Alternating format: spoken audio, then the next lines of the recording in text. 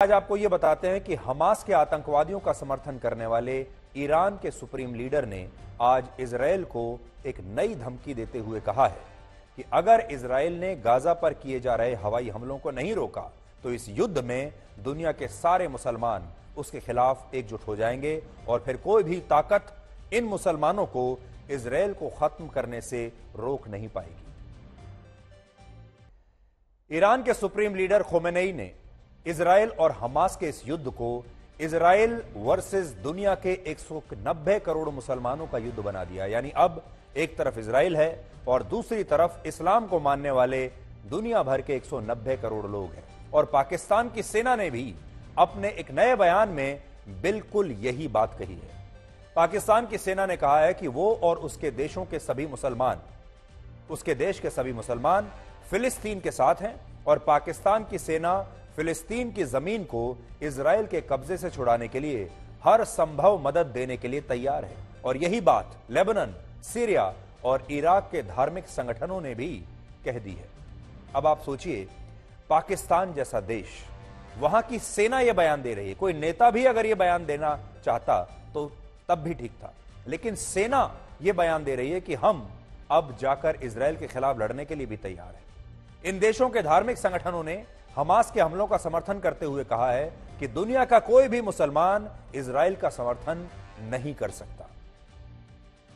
और आप तस्वीरें देखिए, दुनिया भर में, खास तौर पर इस्लाम को मानने वाले देशों में आज किस तरह से विरोध प्रदर्शन हो रहे हैं, किस तरह से लाखों, हजारों, लाखों लोग सड़कों पर उतर रहे हैं और सिर्फ धर्म के नाम पर वो अपने धर्म के लोगों को फिलिस्तीन में बचाने के नाम पर एक धर्म युद्ध के लिए अब तैयार है। ये तस्वीरें आप देख लीजिए। यानी पूरी दुनिया में इस्लाम को मानने वाले 190 करोड़ लोगों ने इसे एक धर्म युद्ध मान लिया है और अब वो एकजुट होकर इजरायल के खिलाफ लड़ना चाहते हैं। इस समय पूरी दुनिया हमास और इजरायल को लेकर दो हिस्सों में बट गई है।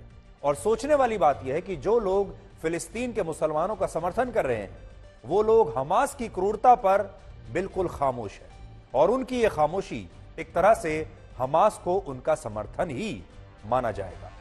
बड़ी बात यह है, आज बड़ा सवाल जो पूरी दुनिया को देखना है वो ये है कि क्या हमास और फिलिस्तीन एक हैं? क्या फिलिस्तीन और हमास में कोई अंतर नहीं है, या फिर हमास को अलग नजरों से देखना चाहिए और फिलिस्तीन को अलग नजरों से देखना चाहिए? क्या फिलिस्तीन के सारे लोग हमास को ही अपना नेता मानते हैं? इजराइल पर हमास के हमलों के बाद से दुनिया के कई देशों की बड़ी बड़ी यूनिवर्सिटीज, बड़े बड़े कॉलेजेस में बड़े पैमाने पर वहां पढ़ने वाले छात्र, वहां के प्रोफेसर विरोध प्रदर्शन कर रहे हैं। और इन विरोध प्रदर्शनों में हमास के आतंकवादी हमलों को यह कहते हुए सही और जायज ठहराया जा रहा है कि हमास ने इजरायल के लोगों की जान तो ली, लेकिन इजरायल ने भी फिलिस्तीन के मुसलमानों पर बहुत अत्याचार किए हैं। इसलिए हमास के आतंकवादियों ने जो कुछ किया है ये एक प्रतिक्रिया है। पिछले कुछ दिनों में अमेरिका की हार्वर्ड यूनिवर्सिटी में 1000 से ज्यादा रैलियां हुई हैं जिनमें इजरायल के खिलाफ धार्मिक नारे लगाते हुए विरोध प्रदर्शन हुए हैं। और वहां छात्रों के अलावा अलग अलग संगठनों ने एक संयुक्त बयान जारी किया है जिसमें कहा गया है कि हमास ने इजरायल पर हमला किया, लेकिन इजरायल ने भी फिलिस्तीन के मुसलमानों पर बहुत अत्याचार किए हैं। यानी दुनिया का एक बहुत बड़ा वर्ग हमास के आतंकवादी हमलों की आलोचना लेकिन शब्द के साथ कर रहा है। वो आलोचना तो करता है, सहानुभूति जताता है, कहता है बहुत बुरा हुआ, ये नहीं होना चाहिए, लेकिन, और फिर लेकिन के बाद सारी बात इजरायल पर आ जाती है, सारी जिम्मेदारी इजरायल पर आ जाती है। और ये लेकिन शब्द एक तरह से हमास के आतंकवादियों को एक नैतिक समर्थन देने जैसा है। और इसीलिए हार्वर्ड यूनिवर्सिटी में हो रहे इन विरोध प्रदर्शनों को लेकर कई तरह के सवाल उठ रहे हैं। और इस मुद्दे पर वेक्सनर फाउंडेशन ने खुद को हार्वर्ड यूनिवर्सिटी से अब अलग कर लिया है। यह फाउंडेशन एक स्कॉलरशिप प्रोग्राम के लिए हार्वर्ड यूनिवर्सिटी से जुड़ा हुआ था, लेकिन अब इसने कहा है कि जिस तरह से हार्वर्ड यूनिवर्सिटी ने हमास के आतंकवादी हमलों पर अपना रुख रखा, वो रुख हमास को समर्थन देने जैसा था। हालांकि हार्वर्ड यूनिवर्सिटी के प्रेसिडेंट ने कहा है कि उनके छात्रों को अभिव्यक्ति की आजादी के तहत अपना पक्ष रखने का अधिकार है, लेकिन इसका मतलब यह भी नहीं कि छात्र जो बातें कह रहे हैं उसका समर्थन यूनिवर्सिटी का मैनेजमेंट भी करता है। अमेरिका की कोलंबिया यूनिवर्सिटी और बाकी के भी कुछ बड़े कॉलेजों में इजराइल के खिलाफ विरोध प्रदर्शन हो रहे हैं, लेकिन इन विरोध प्रदर्शनों में हमास का कहीं कोई जिक्र तक नहीं है और वहां एक खास वर्ग के छात्र हमास के आतंकवादियों को आतंकवादी कहने के लिए भी तैयार नहीं है। यानी अभी हो यह रहा है कि दुनिया हमास के आतंकवादियों पर इस कदर बट गई है कि इनमें एक धड़ा हमास के आतंकवादियों को फाइटर मानता है और इस धड़े में बड़े बड़े मीडिया संस्थान हैं, अंतर्राष्ट्रीय न्यूज एजेंसीज हैं, कई न्यूज चैनल भी हमास का लेकिन शब्द का प्रयोग करके समर्थन कर रहे हैं। और आज इस बात को लेकर, इस लेकिन को लेकर पूरे तथ्यों को समझना आपके लिए बहुत जरूरी है। लेकिन उससे पहले आप यह देखिए कि जो इजराइल इस युद्ध में एक विक्टिम था पिछले हफ्ते तक, उसे ही क्रूर बताकर कैसे उसे खत्म करने की आज बातें हो रही हैं। और अमेरिका की यूनिवर्सिटीज और कॉलेजेस में आतंकवाद के खिलाफ वैसी गैसलाइटिंग हो रही है जैसी हमारे देश भारत में भी होती है। फर्क बस इतना है कि हमारे देश के यूनिवर्सिटीज में अफजल गुरु के लिए नारे लगते हैं, अमेरिका में हमास के आतंकवादियों के लिए वैसे ही नारे लग रहे हैं। आप देखिए, आपने देखा होगा हमारे देश में भी जेएनयू जैसी यूनिवर्सिटीज में और भी बहुत सारे ऐसे विश्वविद्यालय हैं जहां पर भारत तेरे टुकड़े होंगे ये नारे लगते हैं, अफजल गुरु के समर्थन में नारे लगते हैं और कश्मीर को आजाद करने के नारे लगते हैं। पाकिस्तान से जो आतंकवादी यहां आते हैं उनके समर्थन में नारे लगते हैं। आज एक बड़ा सवाल आपके सामने हम ये लेकर आए हैं, जरा कल्पना कीजिए कि अगर भारत में कभी इसी तरह हमास, आईएसआईएस या हिजबुल्लाह जैसे आतंकवादी संगठन ने इसी तरह से कभी हमारे देश पर कोई हमला कर दिया, ऐसा ही आतंकवादी हमला अगर हमारे देश में हो गया तो क्या होगा? क्या आपने कल्पना की है? और दुनिया के सारे देश क्या तब भारत का साथ देंगे? और तब क्या यही लेकिन हम पर भी लागू नहीं होगा? जैसे 26/11 के हमले पर हमें पूरी दुनिया ने यह कहा कि हमारी सहानुभूति आपके साथ है, हम इस आतंकवादी हमले की कड़ी निंदा करते हैं, लेकिन कश्मीर विवाद से भी इसका एक संबंध है, ऐसा तब वो कहा करते थे। दुनिया में सही और गलत को ब्लैक एंड व्हाइट में बांटा जा सकता है, लेकिन जब सही और गलत में किंतु, परंतु और लेकिन आ जाता है तो इस मानसिकता को समझना भी बेहद जरूरी होता है। और इसीलिए मैं बार बार अपने देश की बात आपके सामने ला रहा हूं और बार बार मैं आपको यह कह रहा हूं कि ये वही लोग हैं जो कश्मीर में पाकिस्तानी आतंकवादियों को भी आतंकवादी नहीं मानते थे, जो कहते थे कि कश्मीर में भी जो हो रहा है उसके पीछे एक विवाद है, उसके पीछे कश्मीर समस्या है, और सहानुभूति तो पूरी रखते थे, लेकिन फिर कहते थे कि आप कश्मीर विवाद को भी सुलझा लीजिए।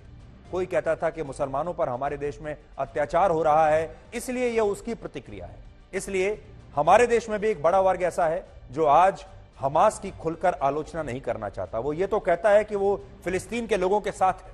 फिलिस्तीन के लोगों के साथ तो हम भी हैं, पूरी दुनिया है, क्यों नहीं होगी? फिलिस्तीन अलग देश बनना चाहिए, पूरी दुनिया मानती है, लेकिन क्या फिलिस्तीन और हमास एक हैं? क्या फिलिस्तीन के 50 लाख लोग हमास का समर्थन करते हैं? क्या वो भी चाहते हैं कि इसी तरह से आजादी ली जाए? ये एक बड़ा सवाल है और इसी को लेकर ये कंफ्यूजन है और इसी को लेकर पूरी दुनिया में एक गैस लाइटिंग जैसा माहौल पैदा किया जा रहा है।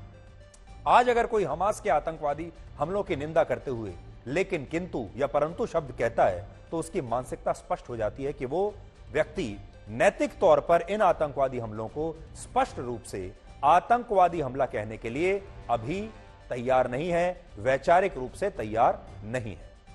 फिलिस्तीन में इजराइल की तरफ से जो कार्रवाई हो रही है उसका मानवीय आधार पर विरोध हो सकता है, लेकिन आप खुद सोचिए, हमास ने जिस तरह इजराइल के सैकड़ों लोगों की, बच्चों की, महिलाओं की बेरहमी से हत्या की, सिर तन से जुदा किए, क्या उस हमले का बिना किंतु परंतु के विरोध नहीं होना चाहिए था?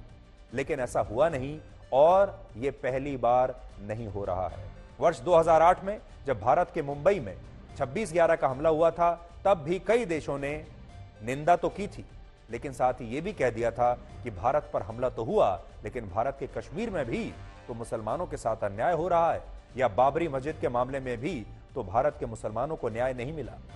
आतंकवाद को लेकिन वाला जो नैतिक और वैचारिक समर्थन मिलता है, भारत उसका सबसे बड़ा पीड़ित रहा है और यही वजह है कि हम दुनिया में आतंकवाद की एक स्पष्ट परिभाषा को तय करने पर लगातार जोर देते आए हैं और अब इजराइल में भी यही हो रहा है, क्योंकि आतंकवाद की कोई स्पष्ट परिभाषा पूरी दुनिया में है ही नहीं। इस समय दुनिया में इजराइल के खिलाफ जो विरोध प्रदर्शन हो रहे हैं, उनसे ऐसा लगता है कि इजराइल से बेरहम और क्रूर देश कोई और होगा नहीं। सोचिए, पिछले हफ्ते तक ऐसा लगता था कि ये सारे विरोध प्रदर्शन हमास के खिलाफ होंगे, लेकिन हुआ उल्टा। हमास के खिलाफ एक भी विरोध प्रदर्शन कहीं आपको देखने को नहीं मिलेगा, एक भी। जबकि पूरी दुनिया ने वो वीडियोस देख लिए, कितनी बेरहमी से छोटे छोटे बच्चों को हमास ने मारा, लेकिन हमास के खिलाफ एक विरोध प्रदर्शन आप दिखा दीजिए। लेकिन इजराइल के खिलाफ पूरी दुनिया में लाखों लोग, करोड़ों लोग उतर आए हैं। हकीकत क्या है? हकीकत यह है कि हमास ने अब भी इजराइल के 199 लोगों को बंधक बनाया हुआ है। ये आम नागरिक हैं, महिलाएं हैं, और इन लोगों को हमास से छुड़ाने के लिए दुनिया में एक भी विरोध प्रदर्शन अभी तक नहीं हुआ है। क्या आपने पूरी दुनिया में किसी भी देश में कोई विरोध प्रदर्शन यह कहते हुए देखा है जो कह रहा हो कि हमास के आतंकवादियों से कि इजराइल के जो लगभग 200 आम लोगों को आपने बंधक बनाकर रखा है, इन्हें जल्दी से जल्दी छोड़िए, इनके भी मानव अधिकार हैं? एक विरोध प्रदर्शन नहीं हुआ उन्हें बचाने के लिए।